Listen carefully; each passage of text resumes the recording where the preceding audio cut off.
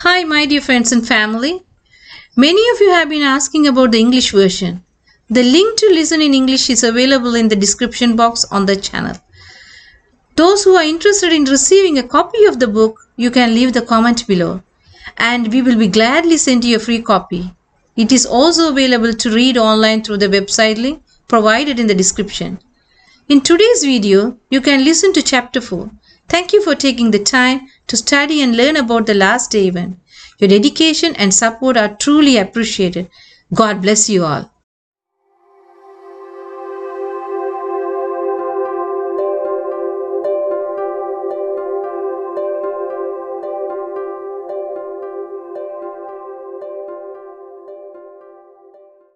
அத்தியாயம் 4.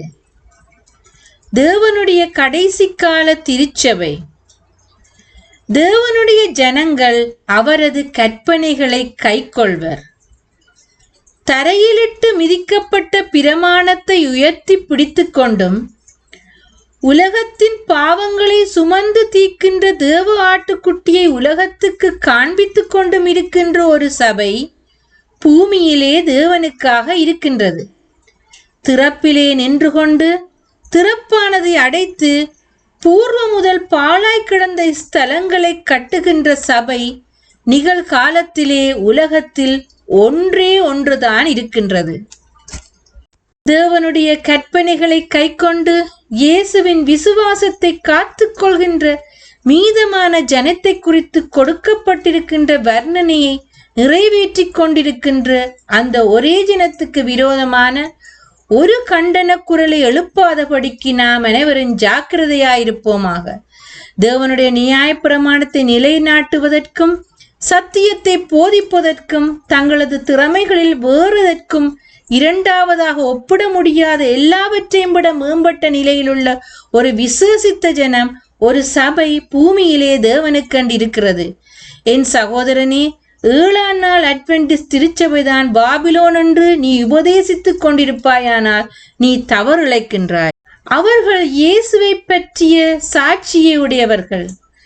முடிவு சமீபித்துக் கொண்டிருக்கும் போதும் உலகத்திற்கு கடைசி எச்சரிப்பை கொடுக்கும் பணி நீடிக்கப்பட்டிருக்கும் பொழுதும் தேவன் தமது வழிநடத்தலினால் 3ஆம் தூதனுடைய தூதின் பணியுடன் அதன் தொடக்கத்திலிருந்து இணைந்தே தந்துள்ள சாட்சியாமங்களின் தன்மையையும் செல்வாக்கையும் பற்றியதான ஒரு தெளிவான அறிவை நிகழ்கால சத்தியத்தை ஏற்றுக்கொள்கிறவர்கள் பெற்றிருக்க வேண்டியது அந்த அளவுக்கு மிகவும் முக்கியமானதாக இருக்கிறது. மனிதர்கள் திட்டத்தின் மேல் திட்டத்தை வகுக்கலாம்.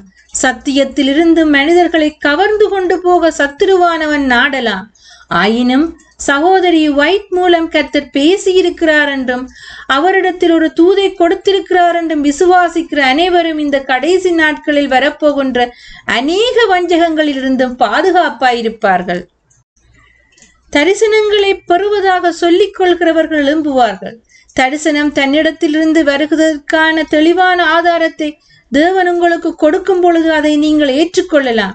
ஆனால் அயல் நாடுகளிலும் அமெரிக்காவிலும் ஜனங்கள் அதிகமாக இதை குறித்து தவறான வழியில் நடத்தப்பட இருப்பதால் வேறு எந்த ஆதாரத்தின் அடிப்படையிலும் அதை ஏற்றுக்கொள்ள வேண்டாம். காலகட்டமாயிருந்தது.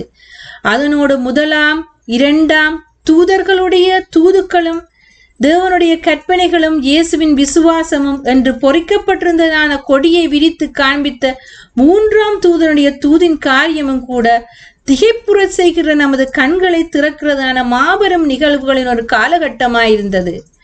அவரது சத்தியத்தை நேசிக்கும் ஜனங்களால் பரலோகத்தில் இருப்பதாக காணப்பட்ட தேவனுடைய ஆலயமும் தேவனுடைய பிரமாணம் அடங்கிய பெட்டியுமே அந்த தூதின் கீழ் இருந்த சிறப்பு அடையாளங்களில் ஒன்றாயிருந்தது. 4ஆம் பிரமாணமான ஓய்வு நாளின் வெளிச்சம் தேவனுடைய பிரமாணத்தை மீறுகிறவர்கள் மீன் பாதையில் தனது பலமான ஒளிக்கதிர்களை வீசியது. 4ஆம் பிரமாணமான ஓய்வு நாள் வெளிச்சம் தேவனுடைய பிரமாணத்தை மீறுகிறவர்களின் பாதையில் பலம் 4ஆம்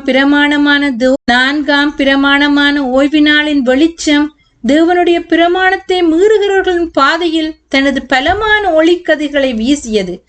துன்மார்க்கரின் அழியின் தன்மை ஒரு சிறப்பான பூர்வ அடையாளமாகும். பூர்வ சிறப்பான அடையாளங்கள் என்ற தலைப்பின் கீழ் இதற்கு மேலாக என்னால் வேறு எதையும் நினைவுக்கு கொண்டு வர இயலவில்லை.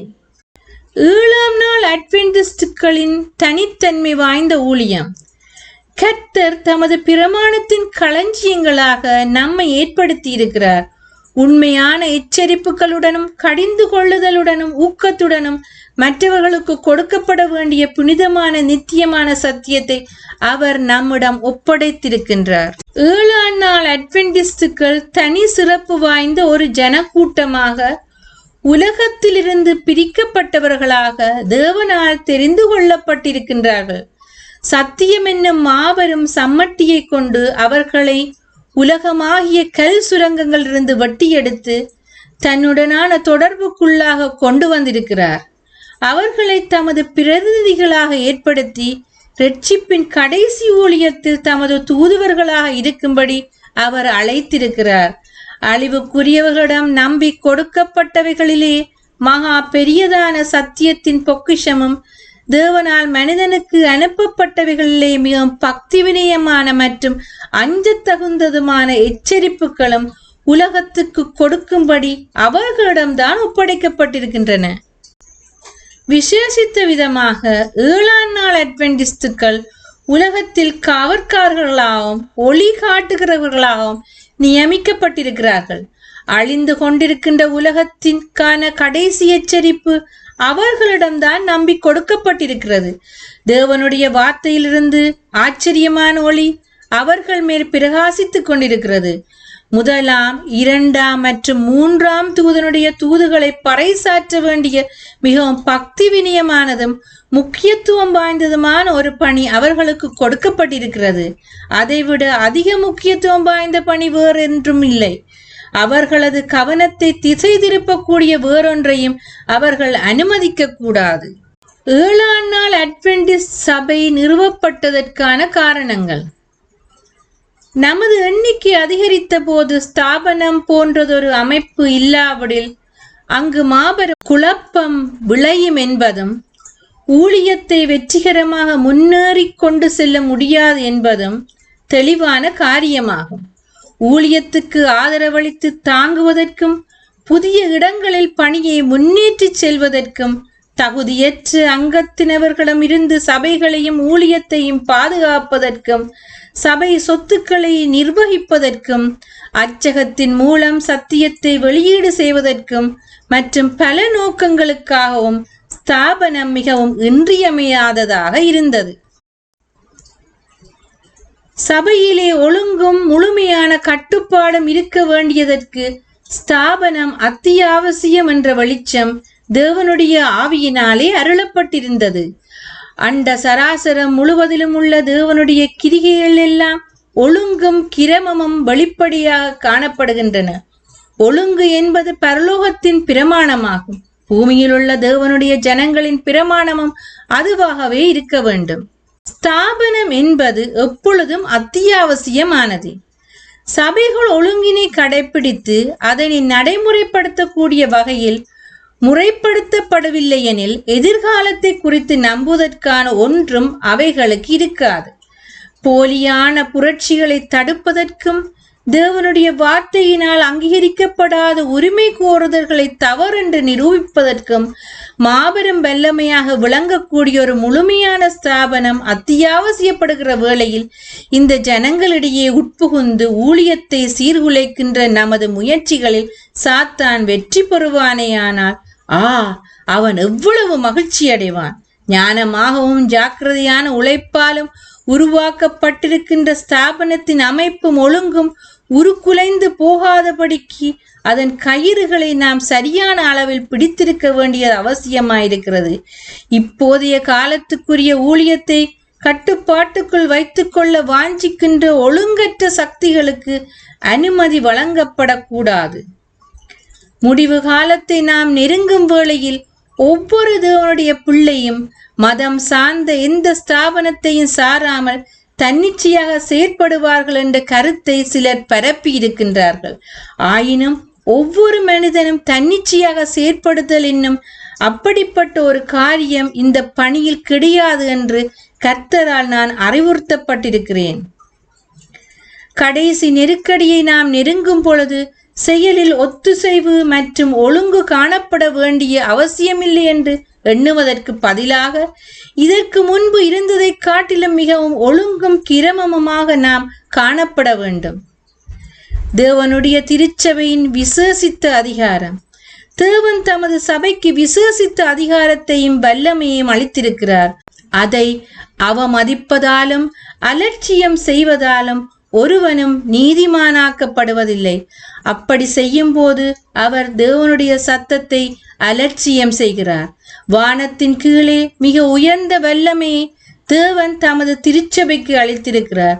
சபையில் அறிவுத்திறனுள்ள அவரது ஒருங்கிணைக்கப்பட்ட மக்களில் வெளிப்படுகின்ற தேவனுடைய சத்தமே மதிக்கப்பட வேண்டிய ஒன்றாகும். ஆவிக்குரிய பலவீனம் மற்றும் குருட்டாட்டத்தின் ஒரு காலம். சபைகள் எங்கிலும் ஒரு சீர்திருத்தம் செய்யப்பட வேண்டும் என்று மினியாபோலிஸ் கூட்டத்தில் நான் குறிப்பிட்டிருந்தது எல்லாவற்றிலும் உறுதியாயிருந்தேன். சபைகளில் சீர்திருத்தங்கள் கண்டிப்பாக செயலாற்றப்பட வேண்டும். ஏனெனில் மாபெரும் வெளிச்சத்தினாலும் விசேஷித்த வாய்ப்புகள் மற்றும் செலாக்கியங்களினாலும் ஆசீர்வதிக்கப்பட்டிருந்த ஜனத்தின் மீது ஆவிக்குரிய பலவீனமும் குருட்டாட்டமும் நிலவி இருந்தது. சீர்திருத்தவாதிகளைப் போல அவர்கள் ஸ்தாபனம் சார்ந்த சபைகளை விட்டு வெளியே வந்திருந்தனர். ஆயினும் அவர்கள் முந்தைய சபைகள் செயல்பட்டதற்கு ஒத்தான ஒரு பகுதியை அவர்கள் இப்பொழுது செயல்படுத்தினர். இன்னொரு வெளியேற்றத்திற்கான அவசியம் எழும்பாது என்று நாங்கள் நம்பினோம். சமாதானத்தின் கட்டுக்களால் ஆவியின் ஒருமையை காத்துக்கொள்வதற்கு நாங்கள் ஜாக்கிரதையாயிருக்கும் போது குருட்டு பிடிவாதத்துக்கு விரோதமாக எழுத்தால் அல்லது குரலால் எதிர்ப்பை தெரிவிப்பதை நாங்கள் நிறுத்த மாட்டோம். தங்களது வெளிச்சத்துக்காக பெருமைப்பட்டு கொண்டு அதே வேளையில் அதில் நடக்க தவறுகிறவர்களை பற்றி கிறிஸ்து கூறுகிறதாவது, நியாய தீர்ப்பு நாளிலே உங்களுக்கு நேரிடுவதை பார்க்கிலும் தீருவுக்கும் சீதோனுக்கும் நேரிடுவது இலகுவாயிருக்கும் என்று உங்களுக்கு சொல்லுகிறேன். வான பரியந்தம் உயர்த்தப்பட்ட கப்பர்நாகூமே, நீ பாதாள பரியந்தம் தாழ்த்தப்படுவாய். உன்னில் செய்யப்பட்ட பலத்த செய்கைகள் சோதோமிலே செய்யப்பட்டிருந்ததானால் அது இந்நாள் வரைக்கும் நிலைத்திருக்கும். சபை லவோதிக்கியா நிலைமையில் இருந்து கொண்டிருக்கிறது. தேவனுடைய பிரசன்னம் அவள் நடுவில் இல்லை. சபை தலைமையகத்தில் அதிகார துஷ்பிரயோகம். தவறான மனோபாவங்களினாலும் தவறான கொள்கைகளினாலும் ஜெனரல் கான்ஃபரன்ஸும் கரைப்பட்டதாக மாறிக்கொண்டு வருகிறது. மனிதர்கள் தங்களது ஆளுகையின் கீழ் இருக்கிறவர்களை பாதகமான முறையில் பயன்படுத்தி கொண்டிருக்கின்றனர். தனி நபர்களை தங்களது கட்டுப்பாட்டுக்குள் கொண்டு வருவதற்கு உறுதி பூண்டவர்களாக அவர்கள் இருக்கின்றார்கள். அவர்கள் ஆளுகை செய்வார்கள் அல்லது அழிப்பார்கள். பதவி மனிதர்களை தெய்வங்களாக்கி விட்டதைப் போல நினைத்து கொண்டு மற்றவர்களை அடக்கி ஆளக்கூடிய வகையில் உருவாக்கி இருக்கின்ற வல்லமையும் எனக்கு அச்சத்தை ஏற்படுத்துகிறது. அச்சத்தை ஏற்படுத்தித்தான் ஆக வேண்டும். எவ்விடத்தில் எவரால் பயிற்சிக்கப்பட்டாலும் அது ஒரு சாபமே. ஒரு சில மனிதர்களுக்கு முற்றிலும் அளவுக்கு அதிகமான கனமான பொறுப்புகள் கொடுக்கப்பட்டிருக்கிறது. இருந்த போதிலும் சிலர் தேவனை தங்கள் ஆலோசகராக ஏற்படுத்திக் கொள்வதில்லை. அயல் நாடுகளில் ஊழியத்தின் அவசியங்களை பற்றி இத்தகைய மனிதர்களுக்கு என்ன தெரியும்? தகவல் கேட்டு அவர்களிடம் வருகிற கேள்விகளுக்கு எப்படி தீர்மானிப்பதென்று அவர்கள் எப்படி அறிவார்கள்? எழுதுவதில் தாமதமே இல்லாதிருந்தாலும் அயல் நாடுகளில் உள்ளவர்கள் தங்களது கேள்விகளுக்கான பதிலை பெறுவதற்கு 3 மாதங்கள் ஆகக்கூடும். தூர தேசங்களில் வசிக்கிறவர்கள் பேட்டில் கிரீக்குக்கு முதலாவது எழுதிய அனுமதி பெறாத பட்சத்தில் தாங்கள் மனம் தங்களுக்கு சரி என்று சொல்லுவதை செய்ய மாட்டார்கள். முன்னேறி செல்வதற்கு முன்னதாக அவ்விடத்திலிருந்து சரி அல்லது வேண்டாம் என்ற பதிலை பெறுவதற்கு அவர்கள் காத்திருப்பார்கள். ஜெனரல் கான்ஃபரன்ஸின் தலைவராக இருப்பதற்கு ஒரு மனிதனை தெரிந்து கொள்வது ஞானமற்றதாகும். ஜெனரல் கான்ஃபரன்ஸின் பணி விரிவடைந்திருக்கிறது. சில காரியங்கள் அவசியமில்லாமல் குழப்பத்துக்குள்ளாகப்பட்டிருக்கின்றன. பகுத்தறியும் காரியம் குறைவுபட்டிருப்பது எனக்கு காண்பிக்கப்பட்டது. பணித்தளம் ஒவ்வொரு பிரிவுகளாக பிரிக்கப்பட வேண்டும் அல்லது தற்போது நடைமுறையில் உள்ள காரியங்களில் மாற்றம் கொண்டு வருவதற்கு வேறு ஏதாவது திட்டம் தீட்டப்பட வேண்டும். ஞானமற்ற தலைவர்கள் தேவனுக்காக பேசுவதில்லை. ஊழியம் எப்படி செய்யப்பட வேண்டும் என்று ஆலோசனை அளிப்பதில் அதிகாரபூர்வமாக கருதப்பட்டு வந்திருந்த பெர்டில் கிரீக்கிலிருந்து வரும் சத்தம் இனி தேவனுடைய சத்தமாக இருக்கப் போவதில்லை. சில ஆண்டுகள் மட்டும்தான் ஜெனரல் கான்ஃபரன்ஸின் சத்தத்தை நான் தேவனுடைய சத்தமாக கருதி இருக்கிறேன். நமது தலைமையகமும் அதன் அதிகாரிகளும் பரிசுத்தமான இடத்தில் நின்று ஜனங்களுக்காக பேசுகின்ற தேவனுடைய சத்தமாக இருப்பார்கள் என்று நாம் நம்பியிருந்ததெல்லாம் கடந்த கால நிலையாக இருக்கின்றது.